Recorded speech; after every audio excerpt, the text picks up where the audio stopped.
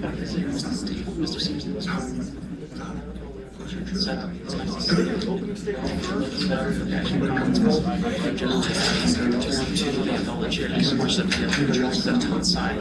but you can see how big the room is. They never struck me as how big this room was until you actually used it for the conference room. That's a pretty good size. Yeah, it seemed like you must have had more stuff because I saw it as a much smaller room. Tissues. That's something. Tissues.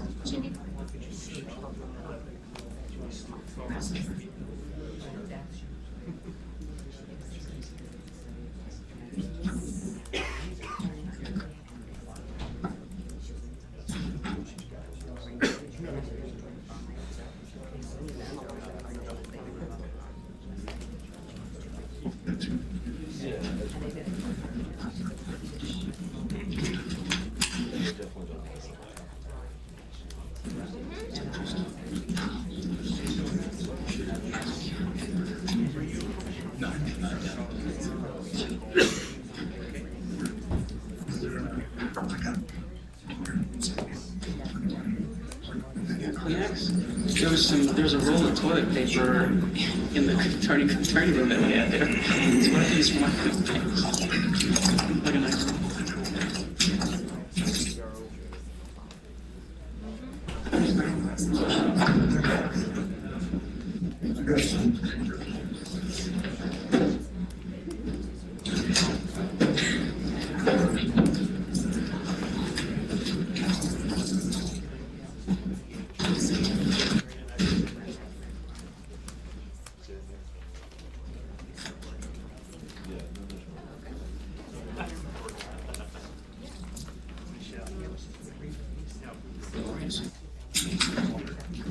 There's one right here. Do you want this one? Sure. Do we have some for the front? There's another one here.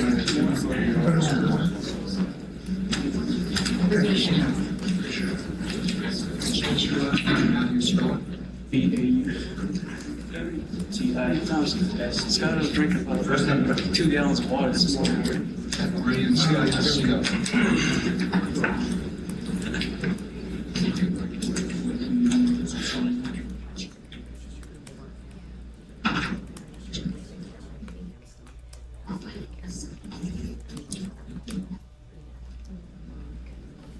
Thank you.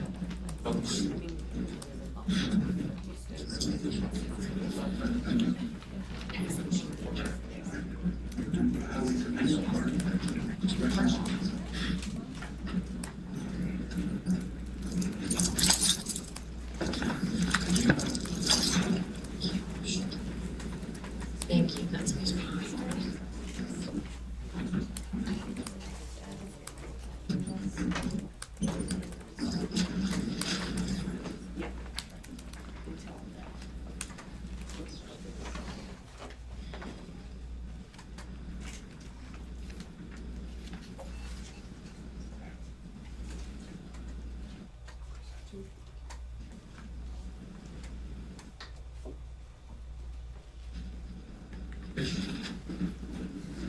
Yes.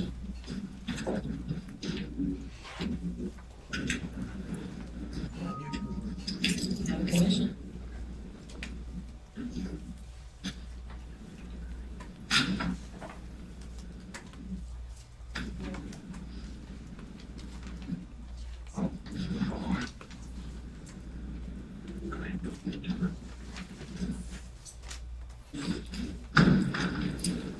Thank you so much.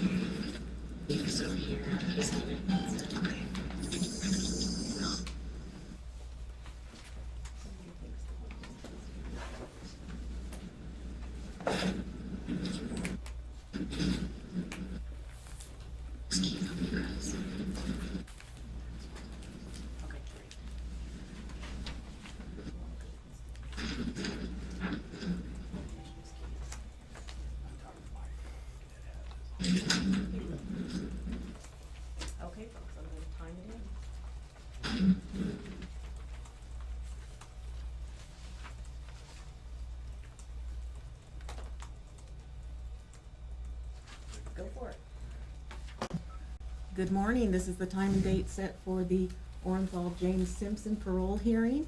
Lovelock, can you hear me? Morning. Okay, good morning. May we have the officer and caseworker assigned this morning come to the table there so we can see you and let us know who we're working with?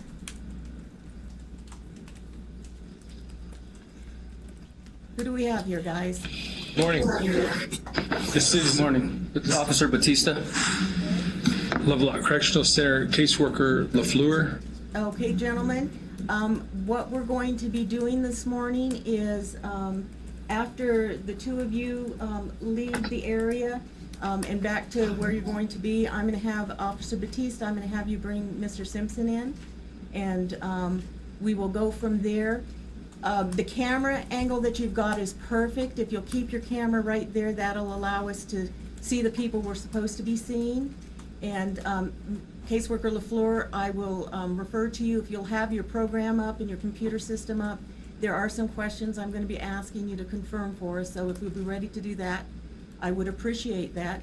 So gentlemen, if you'll go to your spots for me and bring Mr. Simpson, and I believe he has representation with him, if you'll bring them to the table, I'd appreciate it. Thank you. You got it.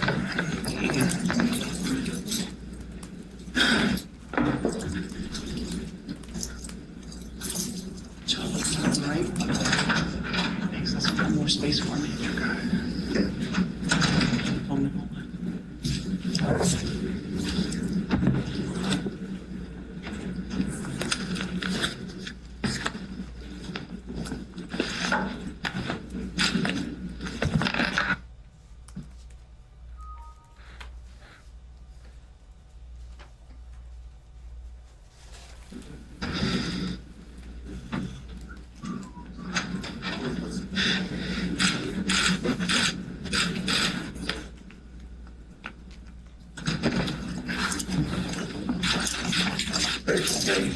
Good morning, gentlemen. If you'll take a seat, please.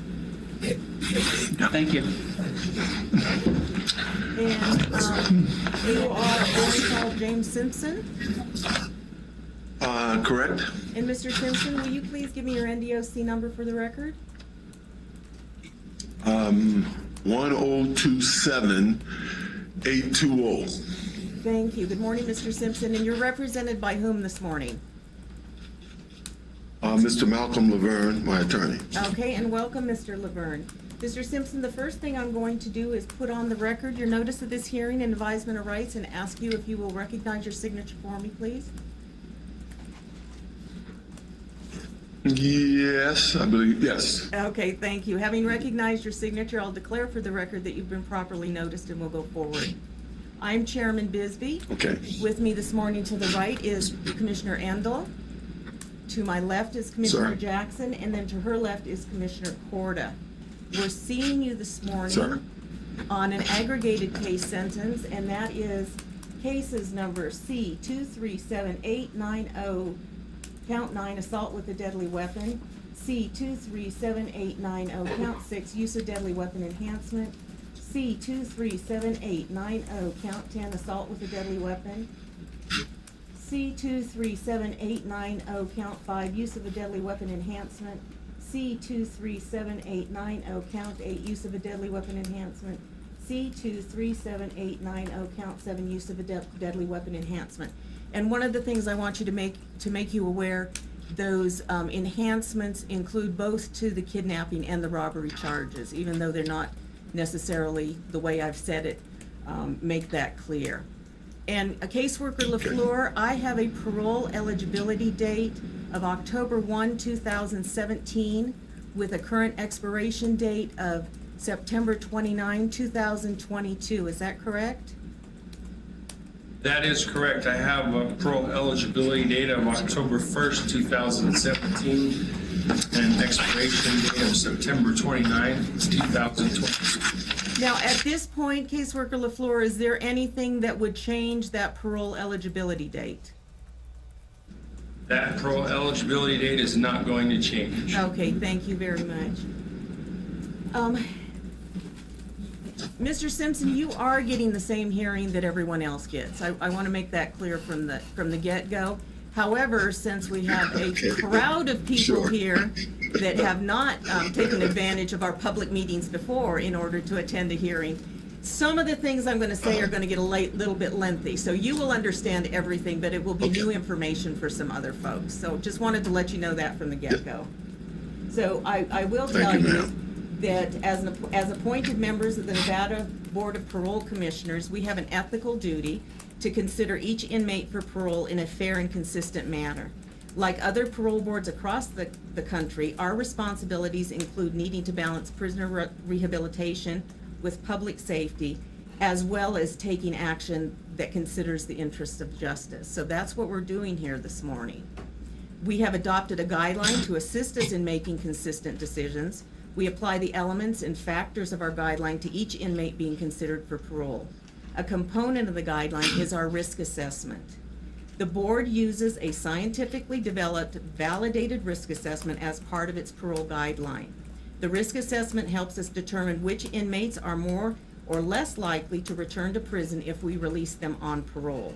Using a risk assessment is not unique to Nevada, as a number of other state parole boards also use them. We have revalidated our assessment 3 separate times in the past 14 years, and it has consistently shown to be predictive.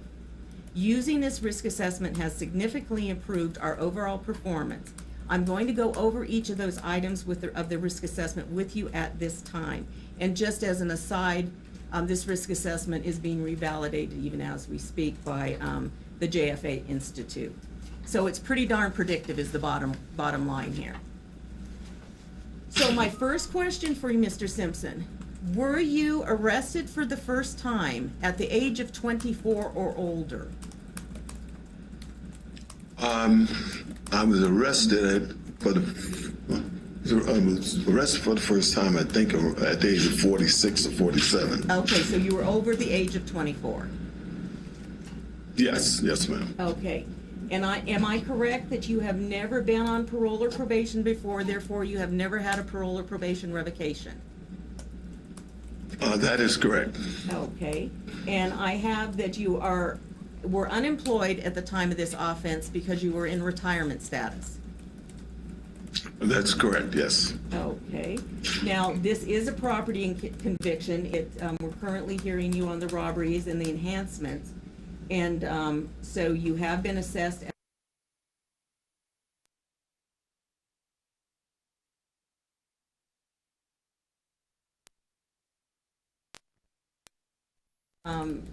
Alcohol had a big factor in this particular crime. And the fact that you have spent the last almost 9 years in prison because of an alcohol-related incident would be indicative of having some sort of at least temporary substance abuse problem. So we have scored you with having some history there. We have you as male, and we have that you are currently, well, very recently turned 90 years old. 90, I'm sorry about that. You look great for 90. How about we take 2 decades off and call you 70? Okay.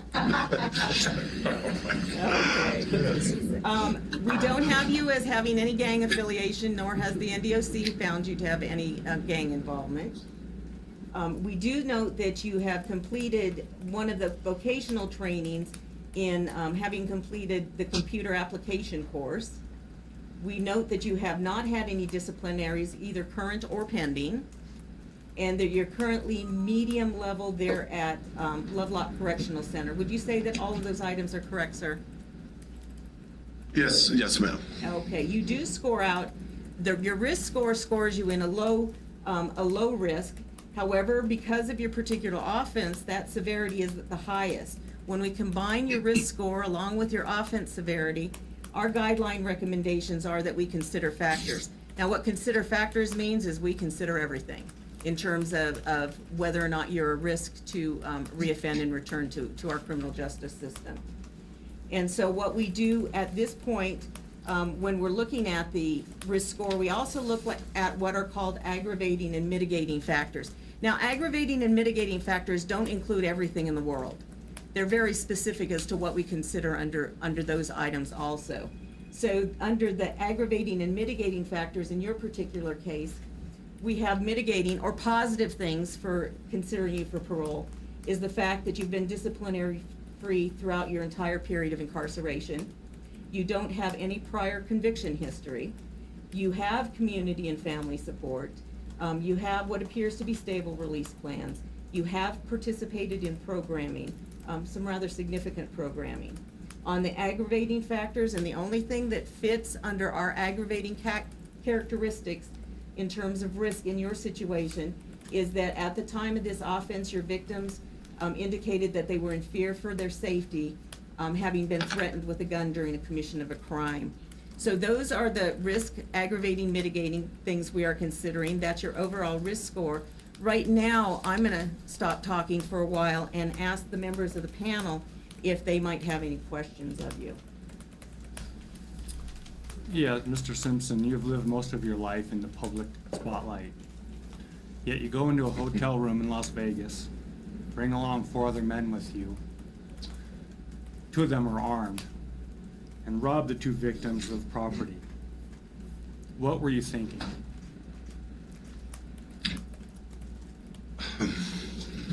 Well, this might be a little long. Okay.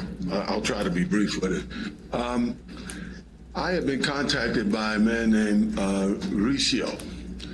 He had contacted me over a period of time, told me that there was some guys that was trying to get him to fence my property, and he thought I should come and get it. Well, I kind of blew him off because I'm really not interested in football property. I don't collect memorabilia, only my own personal items. He was pretty persistent in calling me, and finally I told him, well, see if you can get pictures of what they have. He sent me some pictures, and what I saw was my family, my mother's albums, pictures of my kids growing up, certificates of accomplishments of mine, pictures of what I call significant famous people, letters of myself. So I told him I would really like to get this stuff. So after a period of time, through what he described in court as a perfect storm, we all ended up in Las Vegas.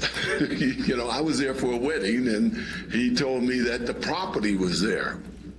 And would I like to try to get the property? I said, of course I would like to get the property. He told me the names of what he thought were the people in the room, and I realized these are friends of mine. You know, actually guys who helped me move and store some of this stuff, right? So on the day of this incident, he came to my hotel to talk about how this would take place. I told him I met with a lawyer last night, and my sister and my daughter and some other friends, and discussed it. I pointed out another lawyer that was at the poolside as a part of this wedding party that was going on. I said I discussed with him, and they told me that I can't do this. If we're going to their home or even to their storage, OJ, you cannot go in there, because if they ask you to leave, you got to leave. I said, Ricio, you got to get him to bring it to a public place. He said, well, let me see what I can do. All of this has been testified to, so I'm not just going, you know. He called me and told me he told them to bring it to his room, and he's going to have it brought to his hotel, and would I come and get it? I said, of course I'll come and get it. He says, a lot of stuff, OJ, you better bring some friends. Well, I had a couple of friends there at the wedding that was going to go with me. He also said you should bring security. And I said, well, I know these guys, I don't think I need any security. I mean, it turns out that one of the guys, Bruce here, I didn't know it was him. I thought it was another guy named Mike, a friend of his, an ex-partner of his. But I said, I don't need any security. Well, later that day, when they arrived at his hotel and spreaded out my property, he called and he said, they're here. You come here, I'll meet you in the lobby. And you need security, OJ. This guy, Beardsley, big guy, and he's a little weird. I think anybody that knows him, though, he's a little different.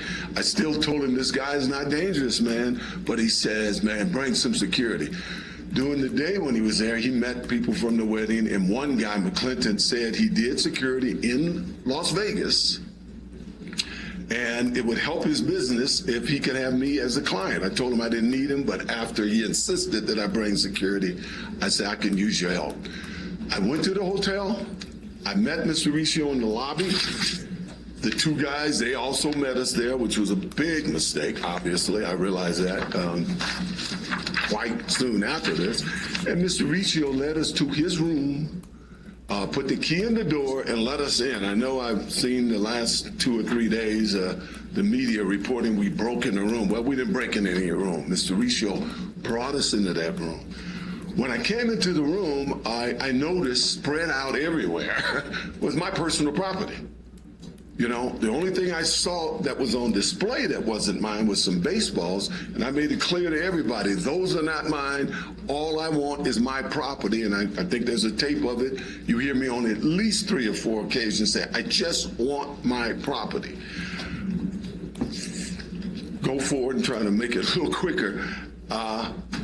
At some point, we started, when we're leaving the room, actually I was being pushed out of the room by the security guys because while I was in there and I recognized Bruce was there, I was surprised to see him as he testified. I was shocked really to see him. Bruce has been a friend of mine. He's traveled with me. We've done a lot of business together over the years. And he and I said, man, what are you doing here? He explained to me why he was there and why he had my property there. And I told him, but geez, you should have told me. I accepted, I understood why. It was 06, 07. People were losing their homes. A guy owed him money, couldn't pay him the money, gave him my property to sell. I told him I understood that, but you still should have told me. We had a chance to talk about this at a later date, and he apologized. I accepted his apology. I apologized for these 2 guys that got pointed a gun at him. He's traveled with me. He's known me when I've had security. He's known me when the venue has supplied security, and there were times he even had to act as security for me. He knows I would never, ever direct anybody to point a gun at him or even threaten him. I've never done this in my life. And I want to point out, you mentioned all those gun charges. Bruce and Alfred, they made it clear during the trial that I had no weapon. They didn't feel threatened by me, and from what you said, and that I didn't threaten them. It was the other 2 security guys that did that. And I haven't made any excuses in the 9 years that I've been here, and I'm not trying to make an excuse now. They were there because of me, But in no way, shape, or form did I wish them any harm. As I was leaving the room, and this was on the tape too, Bruce said, OJ, hey man, there's a box that's with that stuff. They're Montana prints. Those don't belong to you. Those are mine, man. He told me that because he recognized everything else that I took out of that room was mine, And he also recognized that I wasn't there to steal his stuff, and he knew I would return whatever was his, and which I attempted to do. I told him we'll leave it at the desk, or I'll send you stuff at the desk. We didn't know at the time that this security guy, Walter Alexander, had stole his BlackBerry, phone. But the minute I saw that, I made him send it back, and he gave some cockamamie story in the trial that why he didn't take it back. In any event, I'm no danger to pull a gun on anybody. I never have in my life. I've never been accused of it in my life. Nobody's ever accused me of pulling any weapon on them. And Bruce knows that I would never do that. I never have. I want to also, as a postscript, add that, when I got to Lovelock, the state of California took up the issue of whose property it was. They did an investigation, and they came to the conclusion that it was my property. They turned it over to me. I have it now, So, it's kind of mind-boggling that they turned over to me property that I'm in jail for for trying to retrieve. You know, it was my property. I wasn't there to steal from anybody. And I would never, ever pull a weapon on anybody. So you believe that the property was yours? It's been ruled legally by the state of California that it was my property, and they've given it to me. I My haven't. question was, that's why you went into the hotel Oh, room, yeah, because yes, you sir. believed that the I- property was yours. Is that right? Yes, man. You know, I whenever he was just telling me, when Mauricio was calling me, just telling me this, I wasn't interested. It wasn't until he got actual pictures of what they supposedly had, and because it was family photos and stuff, that's when I got interested in going there, and I only went there to retrieve my own property. So what were you thinking when the guns were being brandished? Well, I didn't see the guns brandished. I didn't see, you say guns, as I understand it, one guy who's behind me somewhere pointed a gun at him. So I never saw him brandish a gun. When I left there, I called back to the room to ask Bruce, you said that there was some pictures, what do you have? And I asked him, did this Walter Alexander return his cell phone? He told me no, and he says, OJ, it wasn't cool that guy pointed a gun at me. I said, who pointed a gun at you? He says that, he kind of described who it was. And to be honest, I didn't really believe him at the time. I asked the 3 guys I was with, they all said they didn't see him do it. I got back to my hotel. We waited for these 2 security guys to show up. And the minute they drove up, the first thing I said, man, did you pull a gun in that room? And he swore, no, I haven't. He didn't. And I asked Walter Alexander for the cell phone, and he kind of threw the cell phone to me. But I wasn't aware until I was in the car driving back to our hotel that this guy had actually pointed a gun at him. Now, earlier in the day when he was talking to me, trying to get me to let him come, I didn't hire him. He said it was for free and all of that. He did show me. I didn't know this guy. You know, I knew the Alexander guy, but I didn't know this guy. He showed me his license. He showed me his CCR. You know, I've assumed that state gives a guy a CCR and stuff. They vetted him. I should have vetted him. I didn't really need him. I knew these guys weren't dangerous. Right. Well, no, your So, version, that was your version on of me. the offenses differ a little bit about the official records, Mr. Simpson. But moving forward here, considering the fact that what we have on record, weapons Yeah. were brandished, you were there, property was taken. Oh, I was there. I mean, So I'm sorry. my next question is Yeah. for you, is what do you think was the impact on your victims? well, I know what the impact was. I mean, we've talked about it. I mean, Mr. Beardsley, we had long talks back then. He told me that he had tried to call my lawyer. He testified in court that he had called my lawyers and tried to tell them in the months previous that guys had my property and they were trying to sell them, but my lawyer never called him back. He actually testified for me, I'm sure you know, during the trial. Bruce and I talked, and you know, Bruce was traumatized by it. Fortunately, as I said, we talked it out. He knew that I would have never condoned what happened. He accepted my apology, and I told him that these guys should be put in jail. If they did that, you know, I wasn't going to defend them. Unfortunately, they got a get out of jail free card when they say OJ told me. Nothing I could do about that. But I want to point out that, you know, Bruce, I knew his family. I mean, when his mother was terminally ill, I'd call. She was a fan. I'd call her and sing to her. The night before or the night of the jury's verdict, his son actually called me and tried to give me a head up on something to do with memorabilia, and told me that he and his mother was cheering for me. You know, this family knows that I wouldn't wish any harm on these guys ever. These guys are friends of mine, and I'd like to think we're friends again. Thank you. Good morning, Mr. Simpson. I conducted your last hearing in 2013 with hearing representative, Mr. Robin Bates. You recall that hearing? All right. At the time, we asked you what your plan would be if we were to grant you 2-year consecutive sentence. And you told us that you were going to complete commitment to change. Have you done that? No, I haven't. At one point, I couldn't take the course. You know, I took 2 courses that I guess you guys don't give much credit to. It's called Alternative to Violence.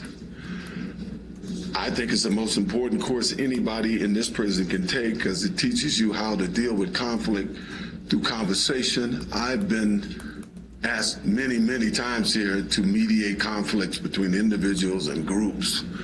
And it gave me so many tools how to use it to try to walk these guys through, not throwing punches at one another. Also, at one point, a couple of guys came to me and they said, OJ, I understand you're a Baptist. We're Baptists and we have no Baptist service here. Can you help us get a Baptist service here? I worked with them. We now have an ongoing Baptist service that's well attended. I attended religiously, and pun is intended. And I realized in my 9 years here that I was a good guy on the street. I'm sure when Bruce get here, he'll tell you I was always a good guy.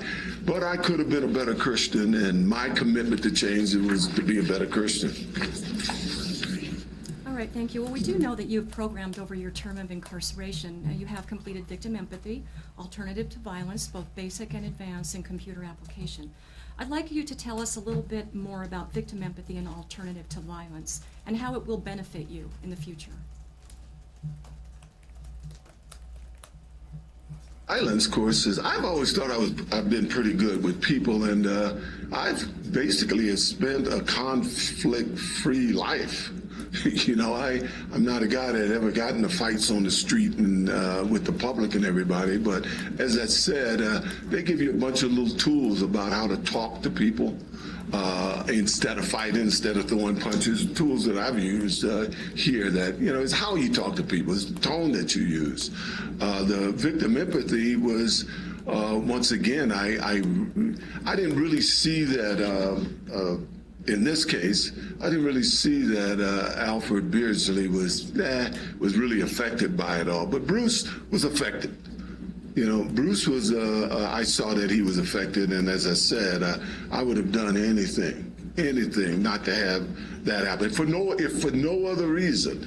I regret this because he had to have this guy point a gun at him. And he told me, he said, man, the guy put a gun in my face. And I said, as I said in the beginning, I didn't believe it, but I know it's to be a fact now. So, in that empathy course, it pretty much tells the guys who's all there. They have you talk to your victim and what would you say to him, if you were to see him now, and for you to take, responsibility for what you did and to recognize how it affected their lives. As I said, Bruce expressed to me how it affected him, and as I told him, I couldn't be more apologetic for him going through that. Thank you. I know that alcohol was a factor in the instant offense. Have you addressed this issue as you stated you would?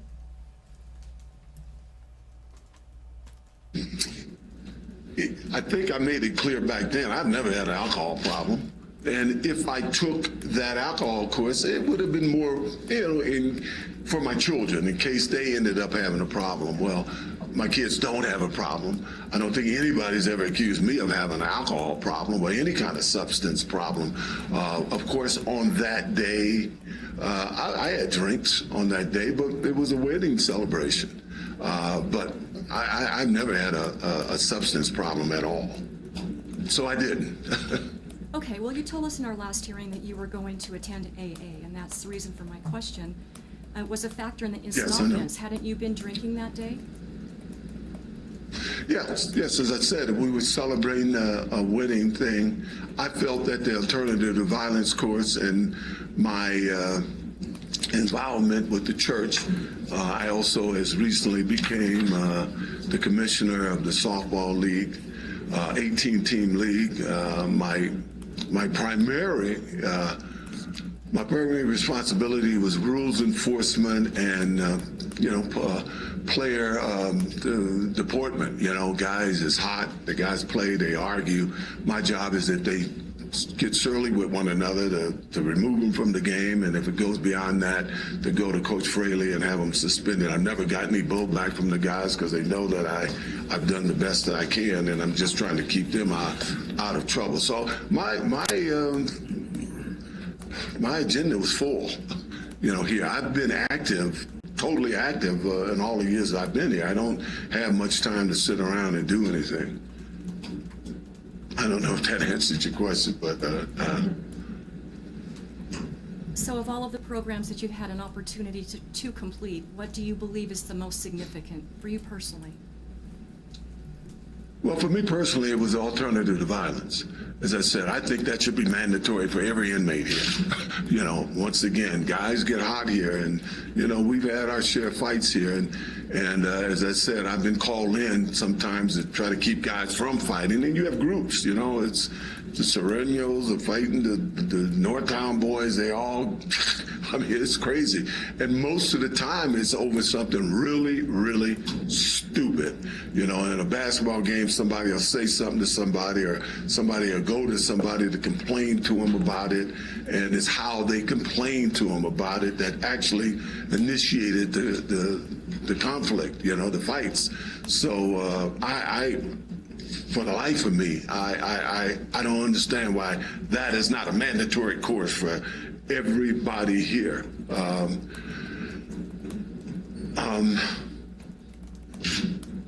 Excuse me, my mind is trying to think of the other things, but that's the course that I would recommend to everybody. I mean, I took a computer course here, not because I was computer illiterate, but I took the computer course because I sometimes I could never get my kids on the phone, but if you text them or send something to them on a computer, you can get them. So I actually took that course so I could better communicate with my children. All right, and have these programs prepared you to return to the community setting? I believe so. I've missed a lot of time, like 36 birthdays with my children, and I spent the 12 years leading up to this incident in Vegas raising two kids in LA. In Miami, and with all the media stuff, we got these guys like Jeffrey Felix making up stories and stuff. That was happening out on the street also. But I was able to keep their eye on the ball.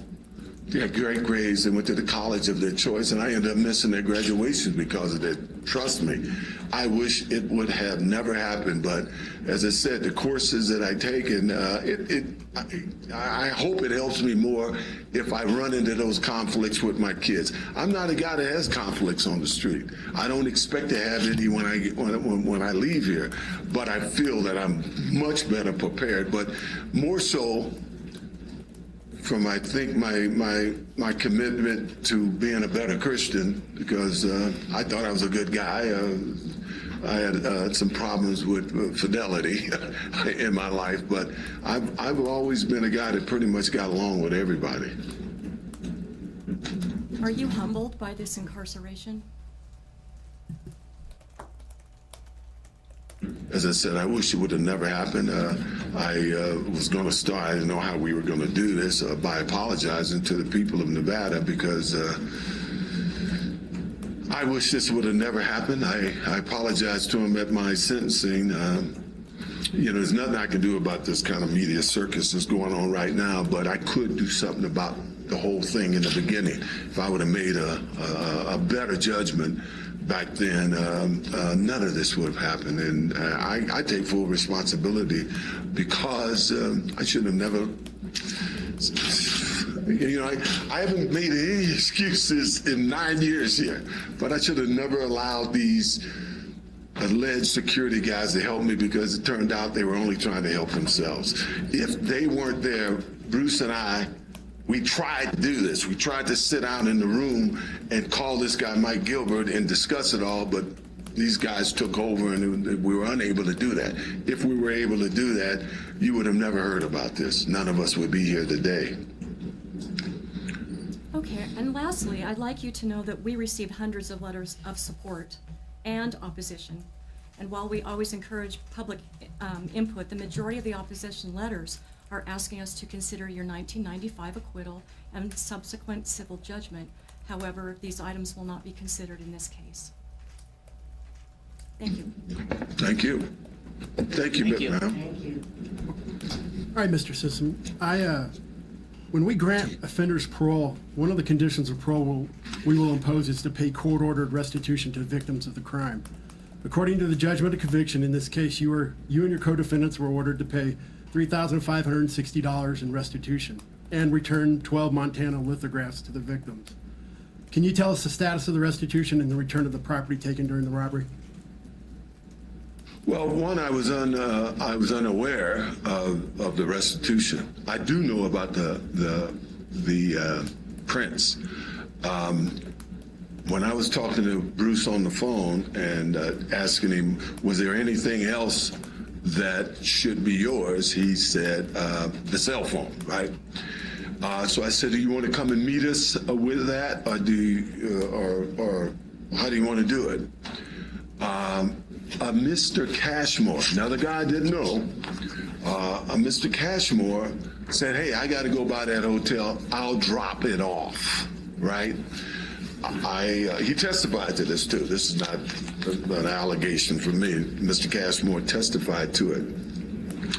So I say, hey, this guy is going to come back, he's going to drop it off at the hotel. His testimony later was that he didn't remember the name of who he was supposed to drop it off to, and that they had decided to screw OJ, we're going to keep this stuff. I mean, this is his testimony in court. The last thing I heard is that he actually tried to use those prints I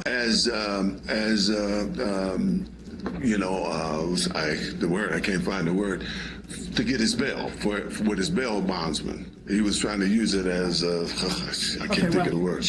I think we're kind of getting into restitution for his bail bondsman. Yes. So the last that I know of these lithographs was that this Cashmore had them. I didn't know this guy, that he had them, and he testified to the fact in court that he had them. Well, let me ask you this. Yeah. The restitution was paid, I'm told, by my lawyer. Okay. Yes. So the total restitution has been paid, and there is no pending? Yes. The property has been returned to the lithographs as well? That's what you were saying. You never had them? I have no idea what this guy's. Oh, yeah, he says that they have been returned to him. Okay. I'm sorry, Bruce just signaled me that they have been returned to him. Okay, thank you. All right. Thank you, ma'am. All right. If granted parole as opposed to completing your sentence in prison, you will be under supervision in the community. Why is it better to be in the community than in the prison? Well, you know, I do have 4 kids. I've missed a lot of time with those kids. I think I am a guy who has always been a giving guy. I've, even on the street, people have always come to me. My reputation has always been that I'm open to the public. I'm open to everybody. You know, right now I'm at a point in my life where all I want to do is spend time with as much time as I can with my children and my friends, and I'm not looking to be involved with the media. I've had so many offers for interviews when I've been here in Lovelock, and I've turned them all down. I'm not interested in any of that. I've done my time. You know, I've done it as well and as respectfully as I think anybody can. I think if you talk to the wardens, they'll tell you I've been there. I gave them my word. I believe in the jury system. I've honored their verdict. I've not complained for 9 years. All I've done is try to be helpful and encourage the guys around there, hey man, do your time, fight in court, and don't do anything that's going to extend your time. And that's the life I've tried to live because I want to get back to my kids and my family. All right. Do you realize that if you're granted parole, you could be returned to prison for any violation or conditions of parole? Do you understand that? Yes, sir. All right. Now, Yes, some sir, of those I do. conditions could be easily as not drinking alcohol to excess, associating with ex-felons, leaving the state without permission, being subject to search and seizure. So there's a there's going to be a whole slew of conditions you're going to have to follow. And do you think Yeah. you can be successful with Yeah. the terms of parole? Oh, beyond a doubt. I mean, I haven't drank in 9 years and I haven't missed it. Most of my life, I could be stopped and searched whenever I'm not a guy who lived a criminal life. I'm a pretty straight shooter. I've always tried to be a good soldier, and I have no problem, none whatsoever, in living with those conditions. All right, so here's the other side of that. As an easily recognized person in the community, if you're granted parole, how will you handle public scrutiny in the community? Well, I've been recognized ever since I was 19 years Yep. old. I'm sure Bruce will tell you, wherever we've been, it's always a crowd. This is not new to me. Rarely have I even in the last 20 years, rarely have I even had any person give me any negative stuff in the street. I mean, people give you looks and everything, but I'm pretty easily approachable. I've dealt with it my whole life, and I really don't foresee any problem dealing with the public now at all. Okay, and Mr. Simpson, since we've been made aware that you're requesting to live in Florida, I've asked Captain Sean Arudi to come to today's hearing and explain the pre-release and interstate compact process for us. Captain Arudi is an officer with the Nevada Division of Parole and Probation. He's also the Interstate Compact Commissioner for the state of Nevada, so I'm going to ask him to come forward. And again, these are things that would happen behind the scenes with any hearing that we would have, but because we have a crowd of people that are asking questions, we thought it'd be best to have Captain Arudi present to explain it to everyone. Thank you. I mean, I could easily stay in Nevada, but I don't think you guys want me here. No comment, sir. Good morning, Captain Sean Arudi from the Department of Public Safety, Division of Parole and Probation. As Chairman Bisbee shared with you, I serve two roles. I'm a captain with the Division of Parole and Probation for headquarters, and I also serve as the commissioner for Nevada for the Interstate Compact. When it comes to the Interstate Compact, the things that are looked at is what is your support system in that other state? Are you a resident of the other state as defined by the compact, meaning that you were living there for at least a year prior to the date that you committed the offense? Or do you have resident family there that can serve as your support system?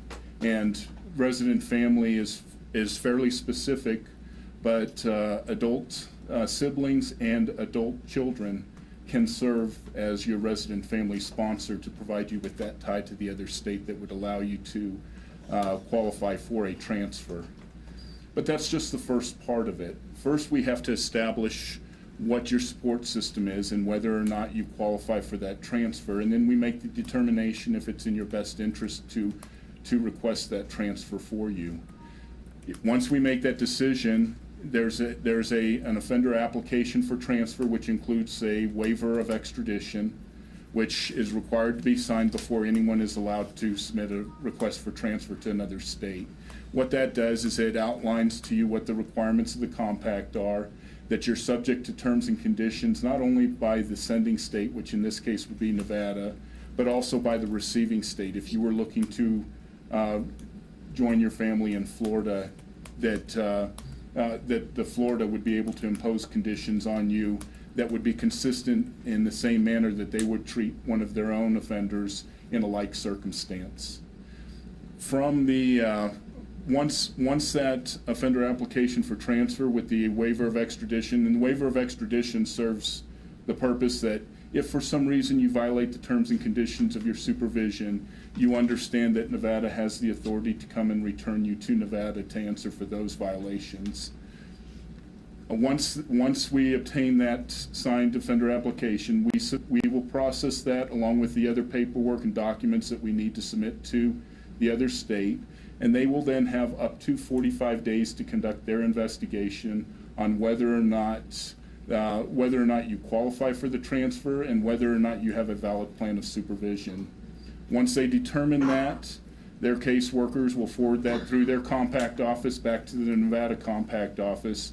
And once we have a decision by that other state, then that would be provided to you through your case manager at the Department of Corrections.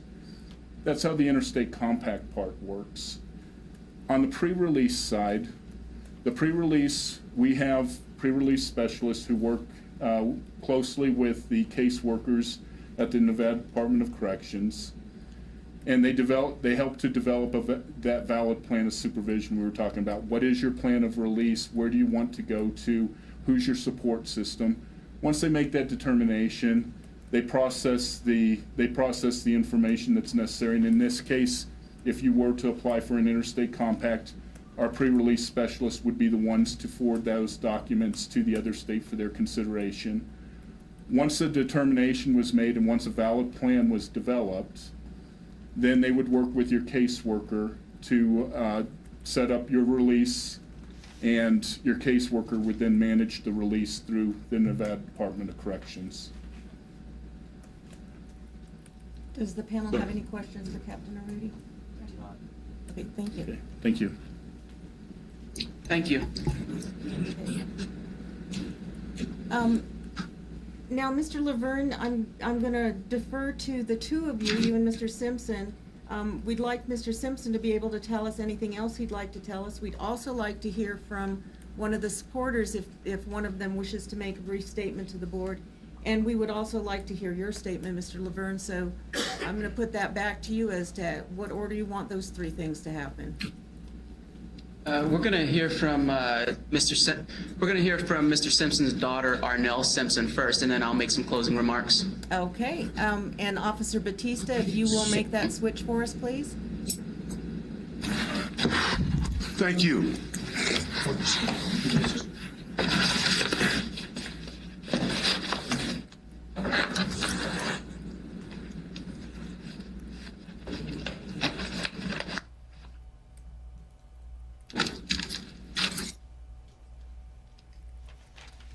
Good morning, ma'am, and if you will give us your name and for the record and your relationship to Mr. Simpson. Yes, I am Arnell Simpson, my dad's oldest child of 4. Okay, Ms. Simpson, welcome, and feel free to speak. Thank you. I'm a little nervous, so bear with me. So are we. I know it's a lot. As you know, I'm here on behalf of my family for the purpose of expressing what we believe is the true character of my father.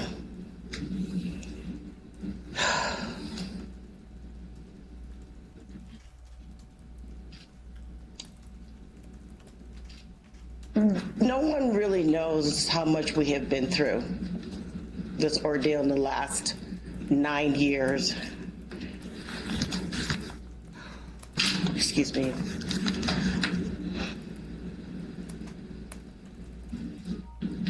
My experience with him is that he's like my best friend and my rock.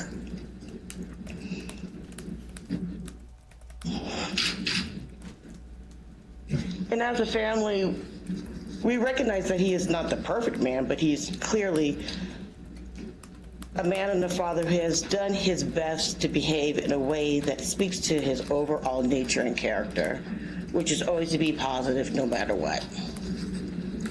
He has spent the last 9 years in Lovelock, as we all know, and has been a perfect inmate, following all the rules and making the best of the situation, which is truly amazing to me under the circumstances. The choice that he made 9 years ago that resulted in his sentencing were clearly inappropriate and wrong and counterproductive to what he was trying to achieve. As a family, we were all there to celebrate a wedding of a very good friend. As his daughter, I can honestly say my dad recognizes that he took the wrong approach and could not handle the situation. He could have handled the situation differently. My siblings and I and family know that he didn't make the right decision on that day, but we know that his intentions were not to go in and to just make the wrong decision at the wrong time. Throughout this ordeal, we have remained close. We have stayed strong. And I, for myself, am grateful to God for giving us the strength to get through this last 9 years and to stay positive always, no matter what.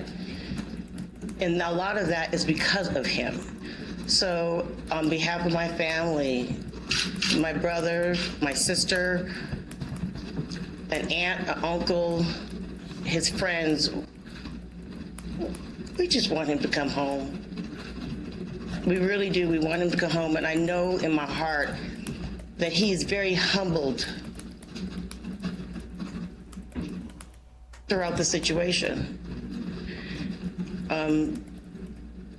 This has been hard. Let me be honest. This has been really, truly hard. And there's no right or wrong way to explain how to handle this. But we do know that, I know that he is remorseful. He truly is remorseful. And we just want him to come home so that we can move forward for us, quietly, but to move forward. So I thank you for allowing me to be here this morning. I thank you. Thank you, Ms. Simpson. We appreciate you being present and we appreciate your comments. And Officer Batista, if you would bring Mr. Laverne and Mr. Simpson back to the table, please. Yes, ma'am.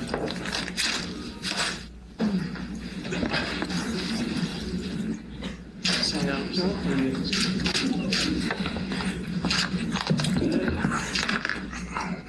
And Mr. Laverne, this would be the time for you and Mr. Simpson to make any closing remarks that you'd like to make. Well, thank you, Commissioner. Do you have a copy of a letter I provided through your liaison? It's an undated letter from Mr. Simpson to Assemblyman Osvaldo Fumo. That Yes. should have been provided to you. Yes, sir, we do have that as part of the record. Oh, all right. So give me 2 seconds to get set up here, because that's where I'm going to start. Did you take the letter? I can't find it now. Switch. So.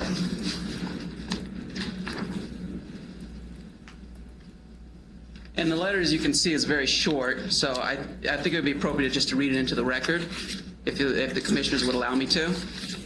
That'd be fine. Oops. Okay. But the first thing I have to do is find it. Here it is.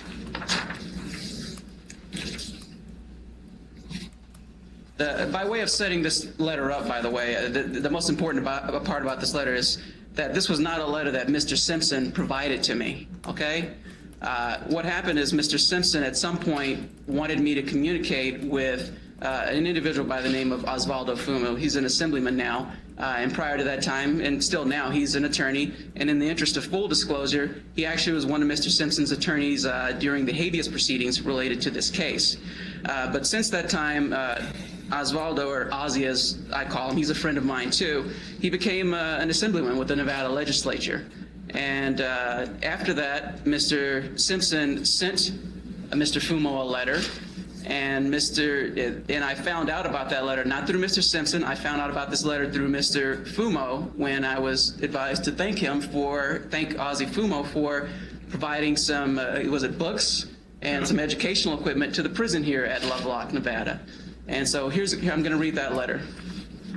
And by the way, Mr. Simpson did authenticate this letter this morning. I'd only produced this to him this morning when I got to see him prior to this hearing. He did indicate that he was the one who wrote this letter. And even though it's not dated, he indicated it was probably sent to Ozzy within the last 9 months or so. So, dear Legislator Fumo, first of all, allow me to say how happy I was to hear about your new position as a state legislator, although I was not surprised to hear about your interest in furthering the education and helping of prison inmates.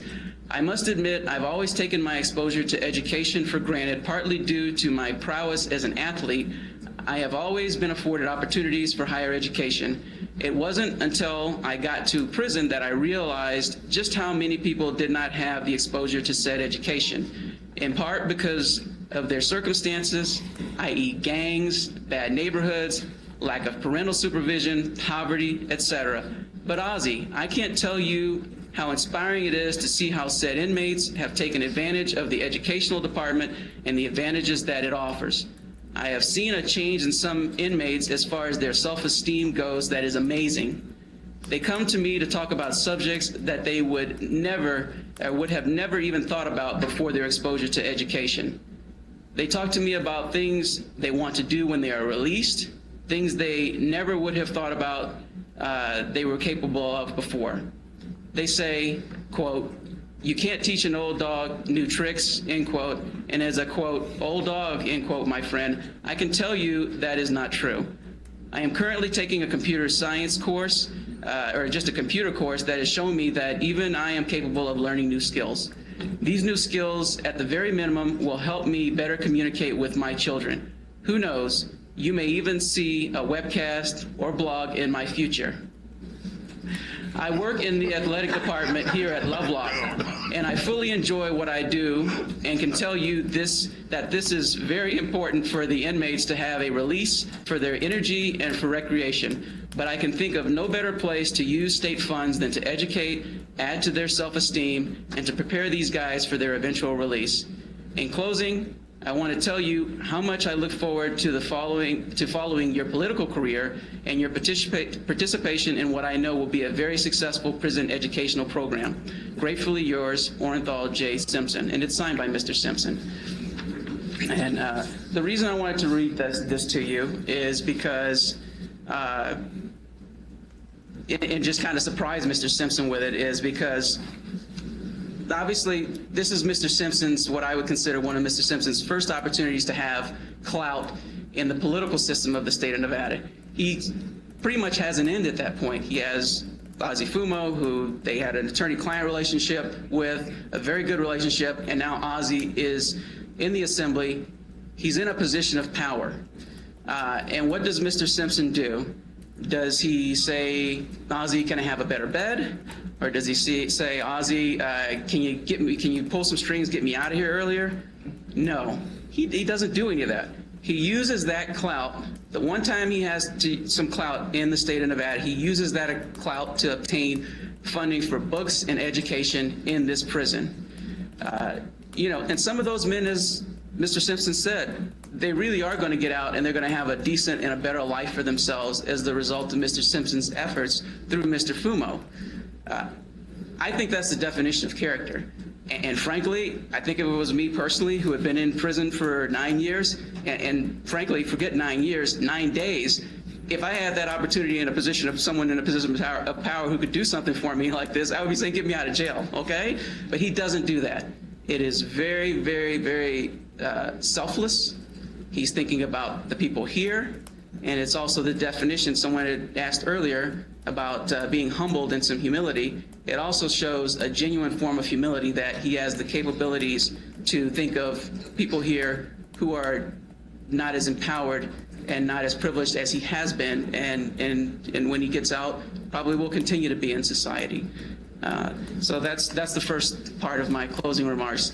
The second part of my closing remarks is to deal with the other individual in this case that was a victim. He's not here. Mr. Framong is sitting right here, and that's Mr. Beardsley.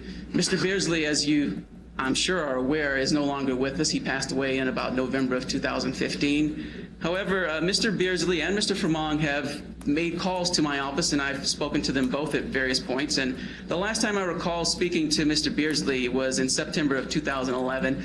This is not that long after I'd maybe been representing Mr. Simpson for a couple of years at that point. I was a little uncomfortable that Mr. Beardsley, who is a victim in a case, and my client is considered the person who victimized him, was calling me. So I did explain to him that I wanted to record the conversation, and he consented, and I asked him if he wanted an attorney before he talked to me. He said he was fine. I say this, I bring up this recorded conversation because I reviewed it in anticipation of this hearing, and that was from 2011, as I stated before. and since he's no longer here, I think I could just speak from the dead, speak from, someone who's speaking from the dead.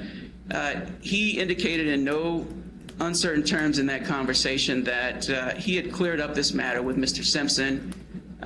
He was trying his hardest to do whatever he wanted to get Mr. Simpson out of prison.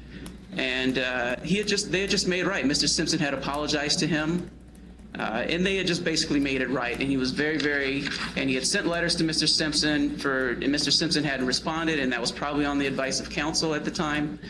And then also there was another issue and Mr. Simpson has raised this issue, and I want to emphasize this again, that Mr. Beardsley had a set of photos, and these are not memorabilia. Mr. Simpson, if he didn't make his point already, he could care less about some signed football or some signed photos. He could care less about it. He could rip them up and burn them up. I know they mean a lot to a lot of people, but that was not what was really the true impetus for what happened here. What was the true impetus is that there were intimate family photos that were taken from him, literally stolen. And there is no dispute that these would not be any type of judgment, collections. These are just intimate family photos.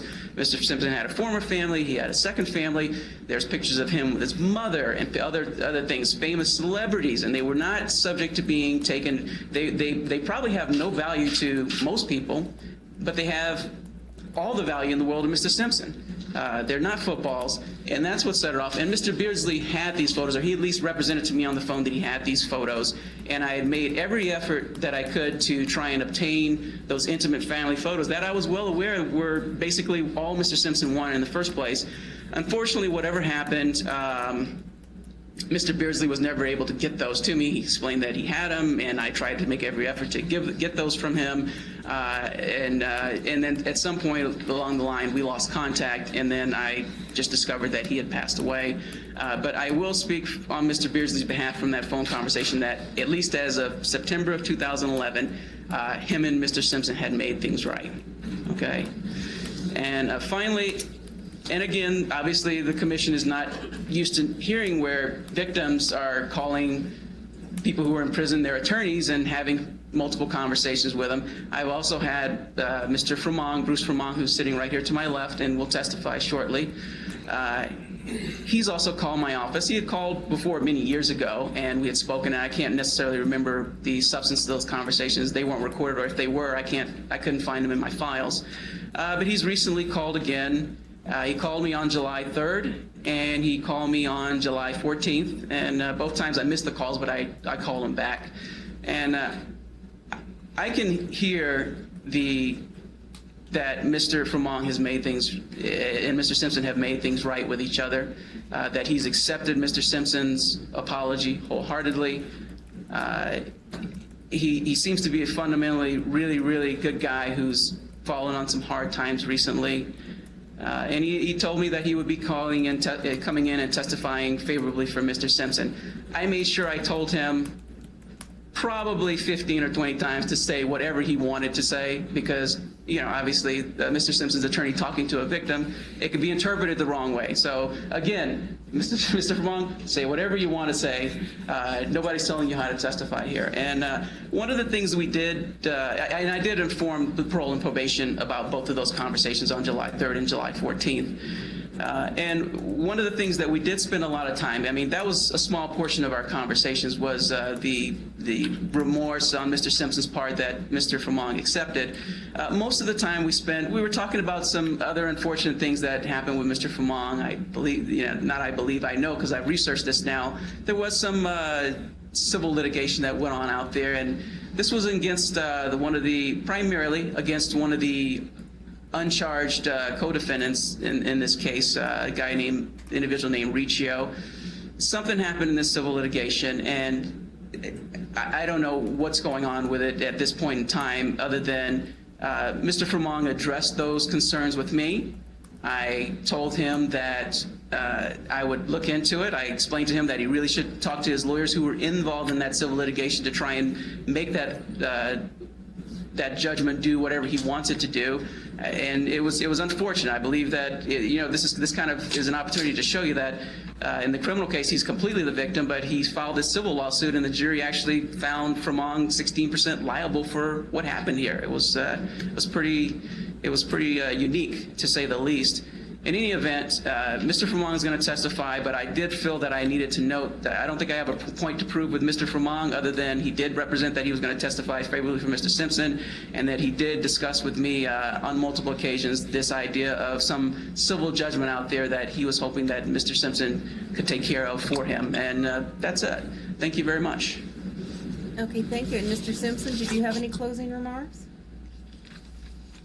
I hadn't heard any, except that, I've come here, I've spent 9 years making no excuses about anything. I am sorry that things turned out the way they did.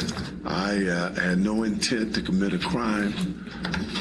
I came here, I tell the inmates all the time, man, I don't want to hear about your crime. Argue in court here, we're all convicts. I'm a convict. Do your time and don't do anything to extend your time. I told the warden when I got here, Mr. LaGrange, I think it was, Miss Carpenter and Miss Megan, that I would be no problem. I believe in this jury system. I will honor what the jury said, and I will be no problem, and I think I kept my word. As I said, I've done my time. I'd just like to get back to my family and friends, and believe it or not, I do have some real friends, but I don't think I could have represented this prison. I don't think any inmate has ever represented it better than I. I did my time. I tried to be helpful to everybody. And as I said, Bruce and Beardsley, I made up with them years ago, so I'm sorry it happened. I'm sorry to Nevada. I wish Ricio had never called me. I thought I was glad to get my stuff back, but it wasn't worth it. 9 years away from your family is just not worth it. And I'm sorry. Thank you. Okay, thank you. Just one more thing for the record. Your expiration is, as of today, 9/29/22, and for all those people in the world wonder how that adds up to 33 years in the state of Nevada. Good behavior, complying with the rules, can mean up to a 50% reduction off the back end of your sentence. If granted parole, that September 29, 2022 time could even move closer. So I wanted to put that on the record. And at this point, I'll ask Officer Batista if you will move Mr. Laverne and Mr. Simpson again, and we invite Mr. Furlong to the table, please. Yes, ma'am. Thank you. Thank you.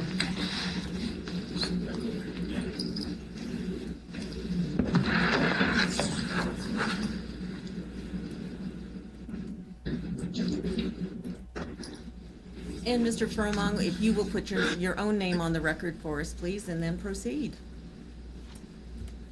Yes, it is Bruce Furlong, and I'd like to thank you for the opportunity to be able to speak today.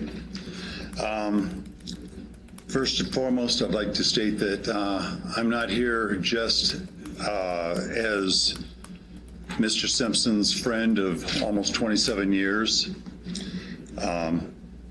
because that I am, but today I'm also appearing as the victim of the crime on September 30th or September 13th of 2007.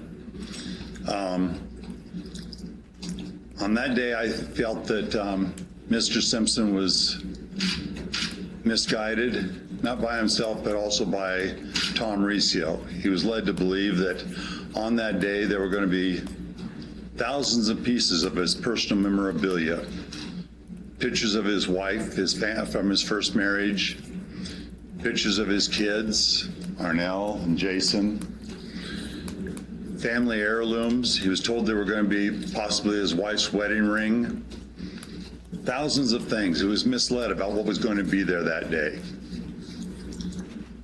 A man named Thomas Ricio had promised him this big package.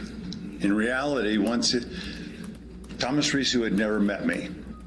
Never had met me in his entire life until the night of the robbery. He got there and saw all this stuff. He went down, he got OJ, and instead of telling him that that's not what was there, he brought him up anyway. And when OJ got there, unfortunately, he was already worked up and had people with him that were hollering and screaming. There was a lot of commotion going on in a very, very small room. Real small room, wasn't it, OJ? And a lot of things happened very quickly. And unfortunately, if OJ had just said, everybody out of here, OJ, Bruce and I need to talk for a minute, none of this needed to happen. But that didn't happen. And it took, one of the things I want to make clear is that it took me 2 years in a California court because in a judge's infinite wisdom, instead of going ahead and turning things back over, everything got sent to a California court to get straightened out. And after having to fight the Goldman's lawyers, OJ's lawyers, and it took me 2 years to get back with over 600 items. A majority of it did come back to me because I had to go back 19 years through our friendship, but I had to go back 19 years, produce records for almost 98% of the stuff. And it is true that items in that room belonged to OJ. There were no two ways about it. But it's also true that I have never stolen anything from OJ. I have never stolen from OJ. And I think OJ will admit that I did not ever take anything from you. It wasn't me. An ex-partner of mine and his mistress, Christy Lukemeyer, have taken things. Other people have taken things from OJ, but I have never stolen from OJ. OJ is my friend, always has been, and I hope will remain my friend. But there were things in that room, and I admit to that. And I'm sorry things did not work out differently. But there were, and I will make this clear to you, OJ never held a gun on me. There was a coward in that room, a man named McClinton, came up gangster style, acting like a big man. He held the gun on me, not OJ. Another man came in, hit me, not OJ. He never laid a hand on me. A lot of people were yelling, bag that stuff up. Let's get out of here. During the trial, after I'd already testified against OJ, and this is why I absolutely believe him, after I'd already testified against OJ, I'd already said everything I had to say, we happened to pass each other in the hallway. And OJ came up to me and said, can I talk to you for a minute? And we had a chance to talk to each other. And I told him I'm sorry that I did not get the opportunity to call him and tell him that I had that stuff. Those few items that belonged to him, I told him I'm sorry that I did not take the opportunity to call him because we'd been apart for a long time. We hadn't had a chance to talk for many, many years. And I'd been buying stuff from Mike Gilbert. And I wish I had of. And he said, Bruce, I can't tell you how sorry I am. And we've got a saying between us, it is what it is. And he put his hand out, I shook his hand, and I said, I forgive you. We all make mistakes. OJ made his. He's been here, and from what I've told, he's been a model inmate. He's been an example to others. During the trial, I recommended that he serve 1 to 3 years. That's what I recommended to the DA. And I'm here to say that I've known OJ for a long time. I don't feel that he's a threat to anyone out there. He's a good man. I know that he does a lot for other people. And I feel that 9.5 to 33 years was way too long. And I feel that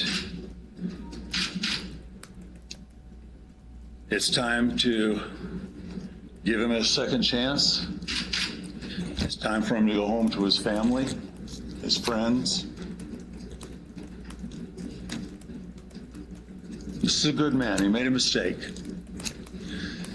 And if he called me tomorrow and said, Bruce, I'm getting out, will you pick me up?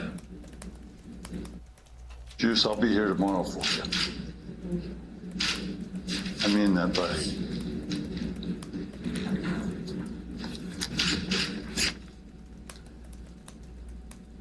Thank you. We appreciate your comments, and we appreciate you being present today. Thank you. And so, Mr. Thank you for this Laverne and- opportunity. You're welcome. Mr. Laverne and Mr. Simpson, if you'll return to the table, please.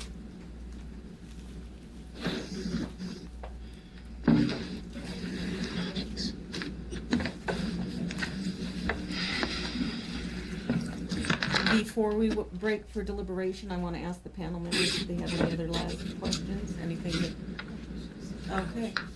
What's going to happen now is deliberation. Again, another thing we do with every single case, but a little differently today, because frankly, we need our offices back, folks.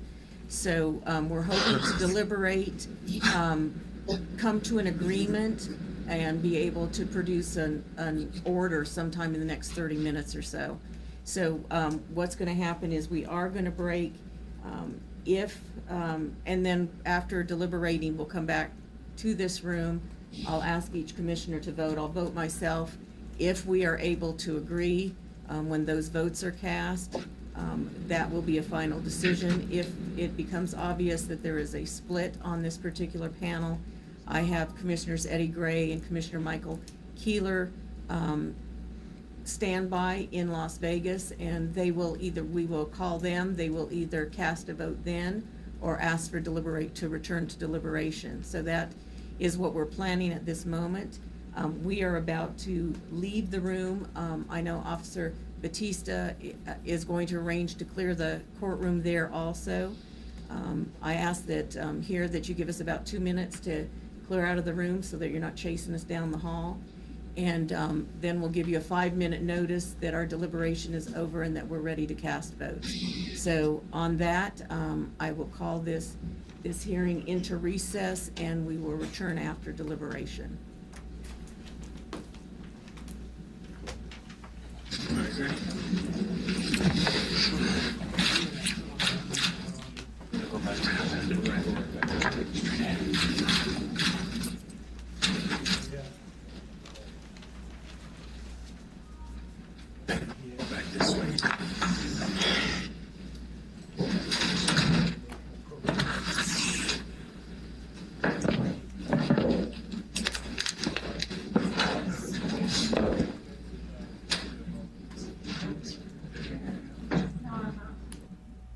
Getting anything out? I didn't stop. Like I couldn't get anything out.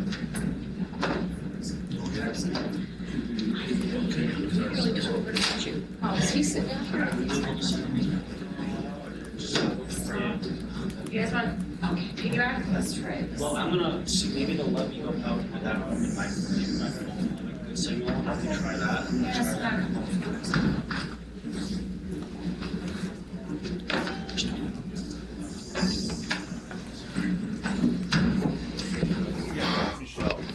Oh, yeah, I think you spoke on the phone maybe, or one of your folks is. You probably spoke to Lee. Yeah. I was just, I don't know if you want to come out and. Yeah, I will, let me just send my last little bit here, and then Okay. they're gonna bring us back in, right, for the final? Yeah, he said it. Yeah, we'll give you a 5-minute heads up. And if we're standing outside, you'll tell us. Oh, yeah, Thank you so much. Got you, bro. Stretch my legs.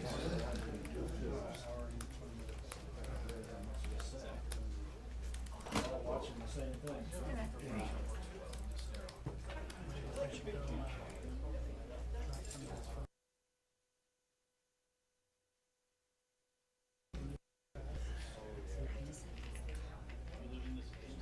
in an hour?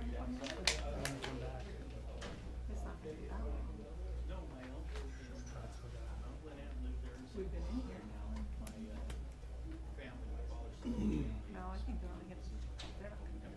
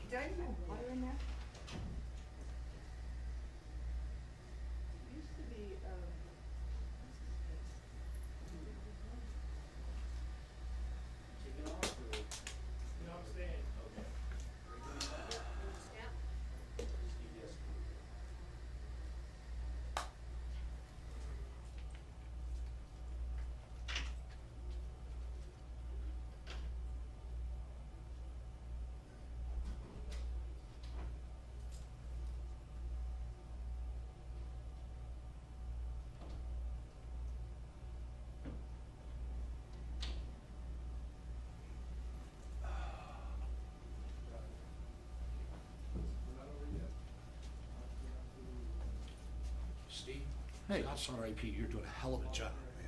You think so? My note's pretty rough. I don't know if you've seen it. You I- guys met before. You look You really know, familiar. it's been a while. Yeah. Yeah. Good to see you. Yeah, you too.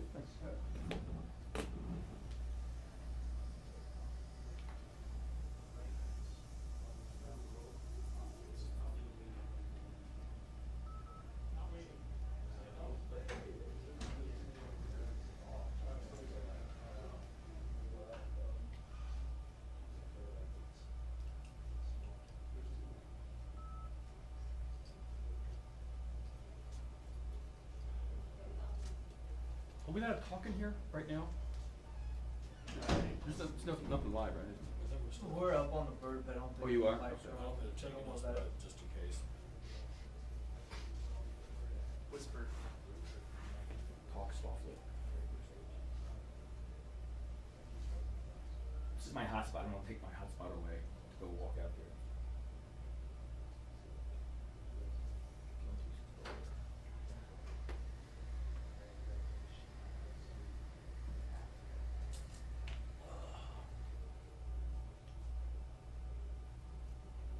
You, that is pretty much all on overtime you get. Second. I'm already almost all on overtime you get. Money.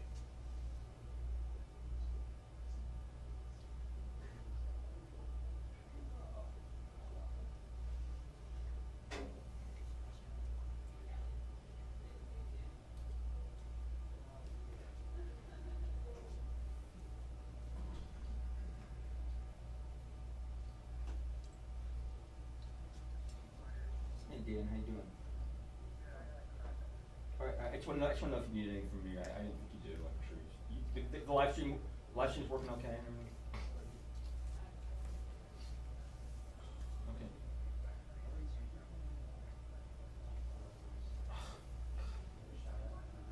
All right, just hang in there. It'll get better. All right, bye.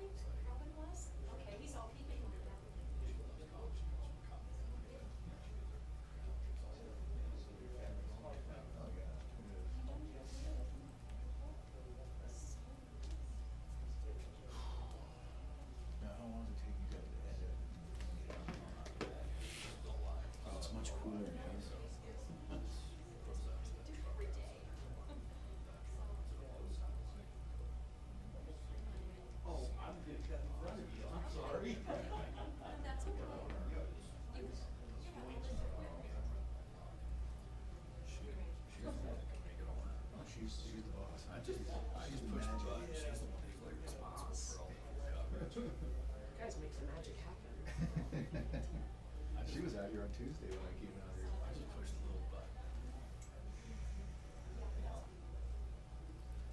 This is Sarah, Carson City. Go.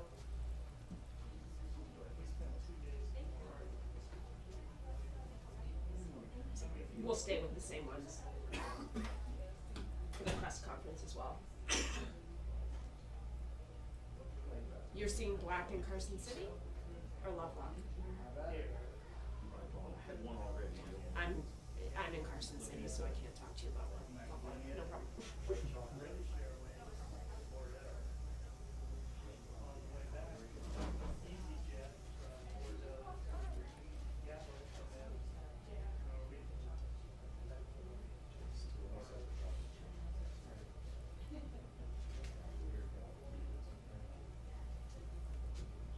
So Vance, this time they want all whip pads. All and a whip? dolly push. You want me to go Fox and Punch? What'd you say? We joke, he said this time they want all whip pans, and I said, you want me to go Fox and Punch? Hell yeah. I'm just gonna put a star filter on mine. Figure Hey, dude, I worked for Fox before, man, we did it all. Maybe we can switch with like a circle light in between. Every once in a while, just to get Actually, fancy. if we could do the classic spin out.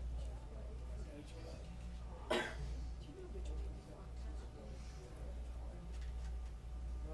I should stand by the door. It's so funny here.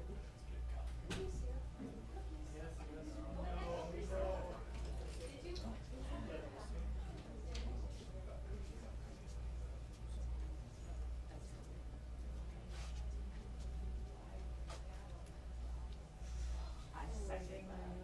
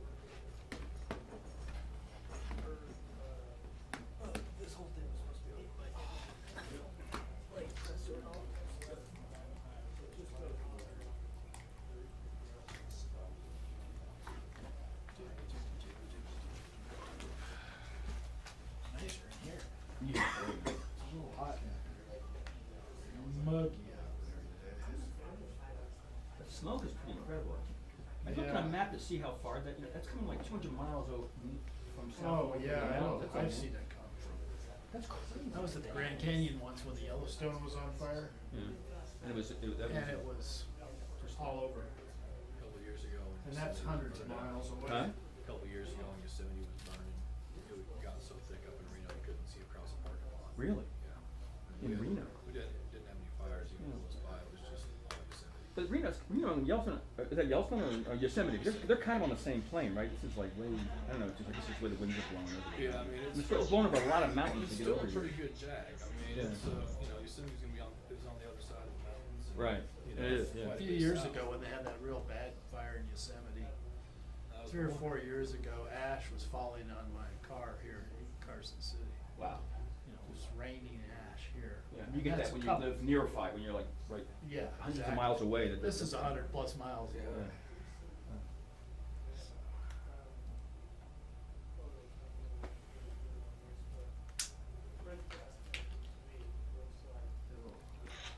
It's amazing what you can tell all the live views are up.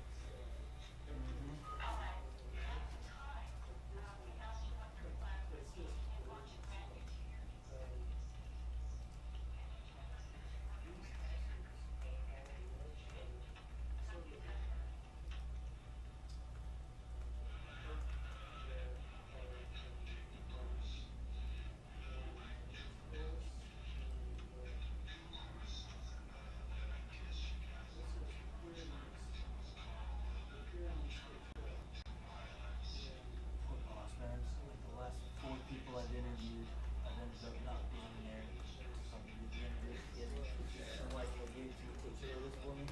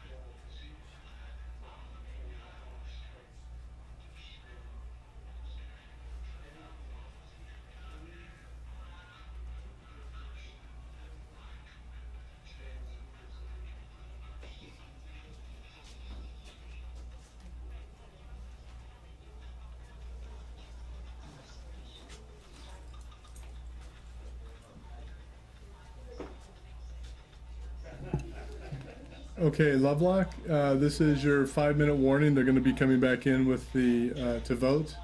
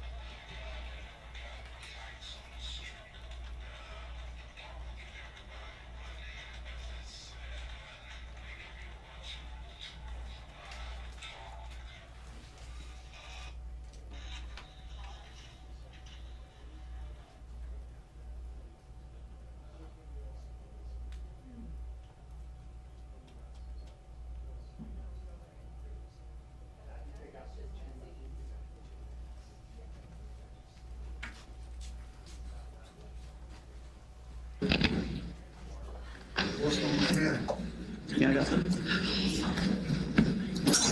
And with the exception of our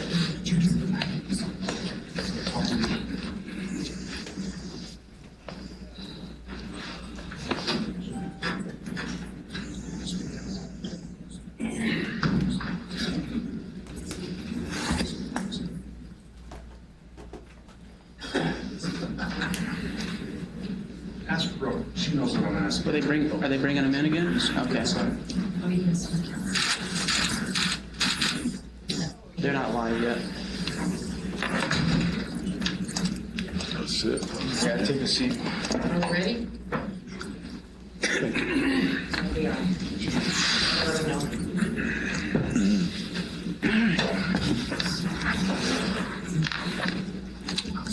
Well, I'll talk to him.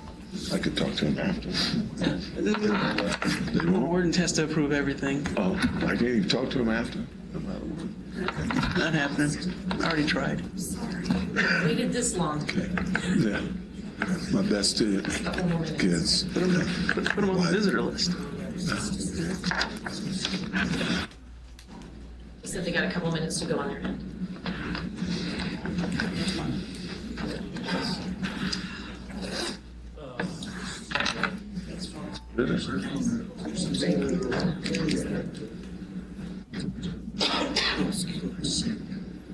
My best to my favorite lady. You know what I'm speaking of. She's gonna be so happy. Tell her I wanted to call her, but I don't call anybody from here. You know, other than my family. I think I relate that to her before.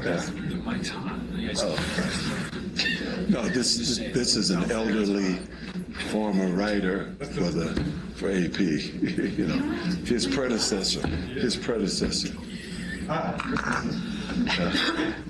Linda Deutsch.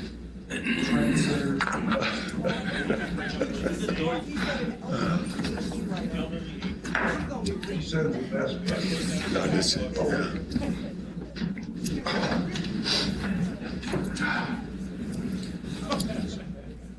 I'm talking to no one here. I'm talking to no one. I'm talking to space. This Jeffrey Felix is a complete fraud. I told wrote a book about it. I told you how to handle it. You know, I've told all the news networks for over a year now. This guy is ridiculous, but you know. How much heat I'm taking from all the guys telling me I should sue this guy. They believe what they want to believe. You know. Yeah, sensationalism. You We get squashed everything ice this cream. week as quickly as possible. Cookies. I mean, it's infantile. I did hear that there was a fight over the cookies. He saved you. He saved you from having any infractions because you were going to get written up, right? Thank you. You're going to get written up, and he intervened, and he saved you. So he's your savior. Who would believe anyone with a mullet like that? Dyed hair. Yeah. Hope they were good cookies. Yeah, he's a one and only. That's for sure. I'm glad you said it, but I was thinking about it. Well, it's disrespectful to the COs here, the real COs who do this jobs here all the time and have done a great job. And Mr. Simpson has always spoken phenomenally well about the conditions here and how he's been treated. And so I just think it's just a disgrace. This guy is unbelievable. This guy was never even assigned to my portion of the prison, ever. No, you wouldn't be able to The only time I would, yourself. when I would see him is when we were going to the store. We were going to canteen. I guess he'd come out of that area and he'd stand at the fence and tell us these crazy stories. I mean, it's funny.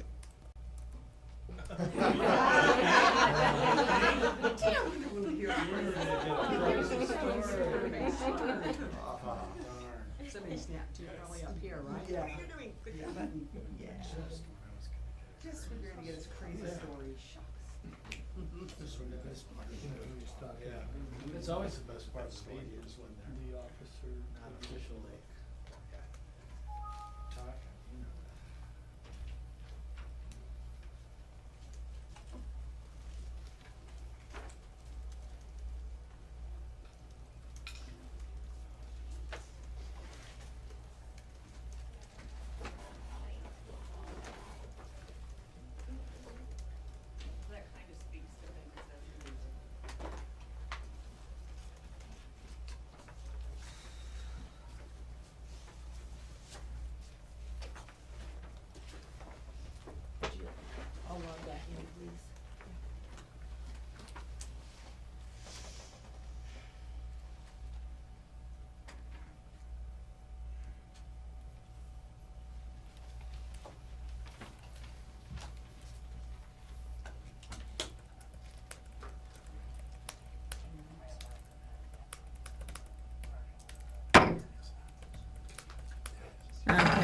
I call this parole hearing on Orenthal James Simpson back into order.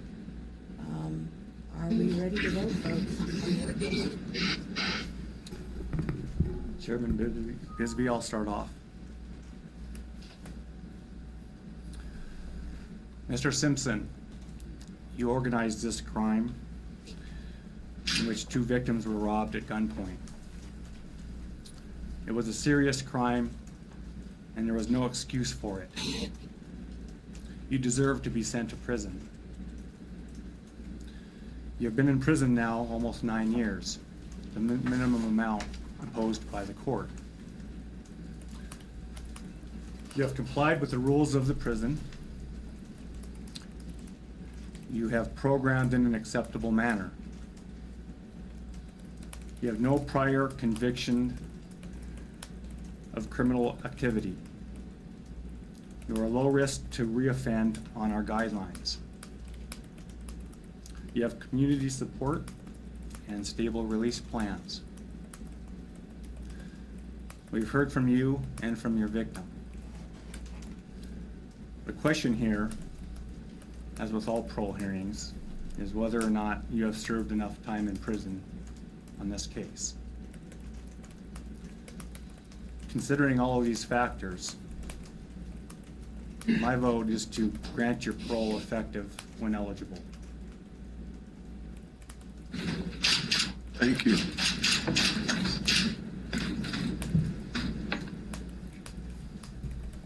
And I concur with Commissioner Korda and grant parole. And in addition, our decision, although difficult, is fair and just. Mr. Randall. I concur with Commissioner Korda and agree to grant parole. Mr. Simpson, before I cast my vote, I want to let you know that we believe that we're a fair board. We believe that we're a consistent board. I will let you know that that consistency also goes to parole. And we do not look kindly upon parole violations. And if I cast my vote to grant and it concludes the hearing, that you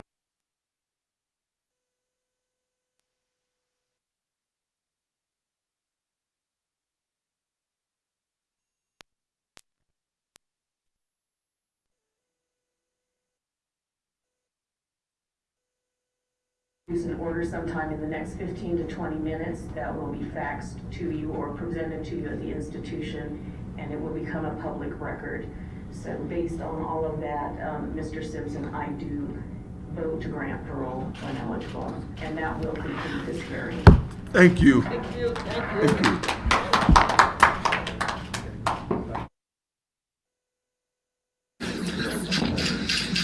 Thank you. I'll see you guys in the head. You see him in a little bit. You guys can see him. Good job.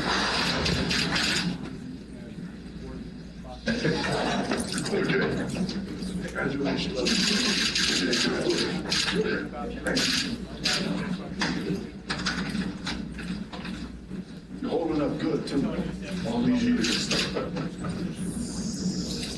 Beyond the internet. They're gonna work on getting the order together I know, quickly, but so, will they- yeah, will they- we'll get it on the internet, yes. Okay. We'll get a copy of the final order, so. So this, are we gonna be next door then at 30? Yeah, you guys can head over now. Everyone with level 1 access has access to the room. If you have level 2 access, you have access to the room. Level 3 does not. Just quickly, the decision and how it's written, is that gonna be handed out paper as well, or just? Yes. Yes, okay. Thank you. And, David, just real quick. Just need to get the list. I'll have the list over there. Okay, we'll do that in a couple of minutes. This way so I can get people in.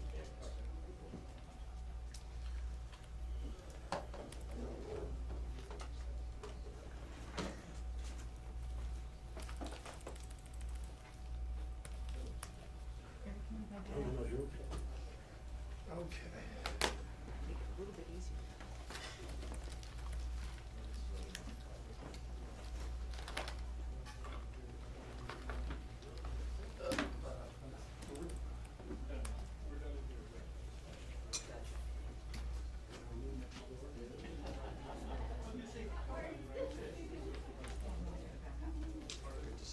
Good to see you too. Get back to France soon. You bet. Nan, do you need banks? Okay, no, I'm saying, if you guys want to attend the press conference, you're welcome to. Okay.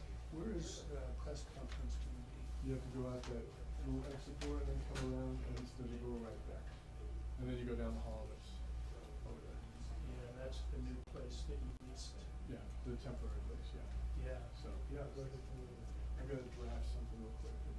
David, before we can run this, be sure Pardon? Connie puts in her final in this. Okay. Cause she hasn't done that, so we'll go ahead and I'll finish this. Okay, and you do wanna go ahead and one. catch your, Okay.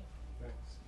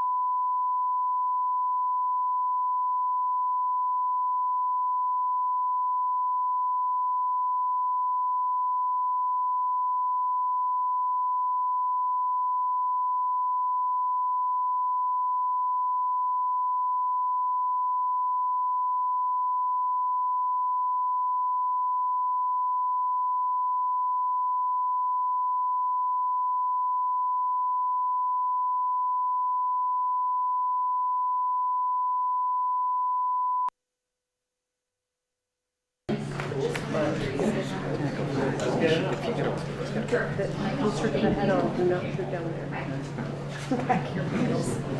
Hey, how are you?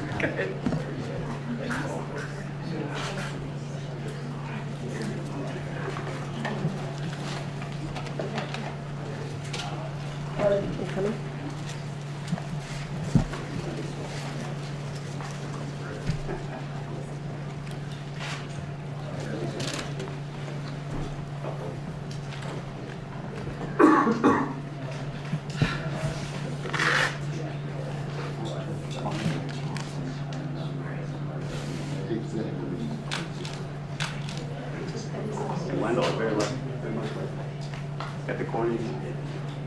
Thank you for your approval.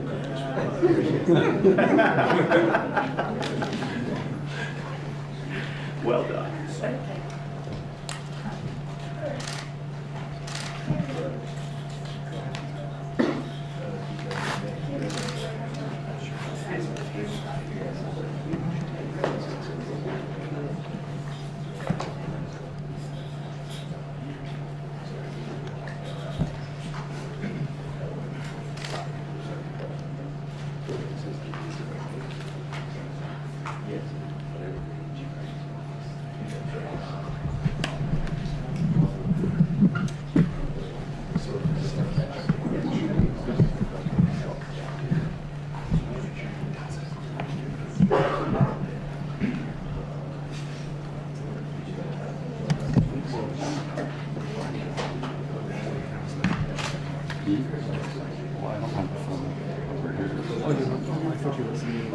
No, I haven't been photo. No, I'm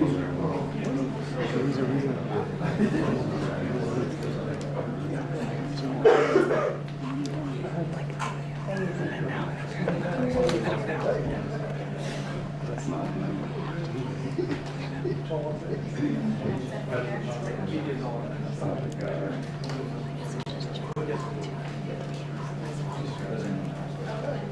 Hello, everybody. Hello, everybody.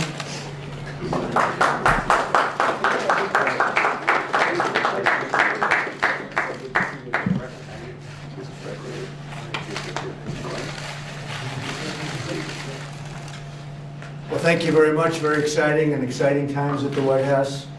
A lot of things happening that are so great for our country. I want to welcome Made in America Week. This is what we call Made in America right here, and they're all here. Some of the great business minds, business geniuses.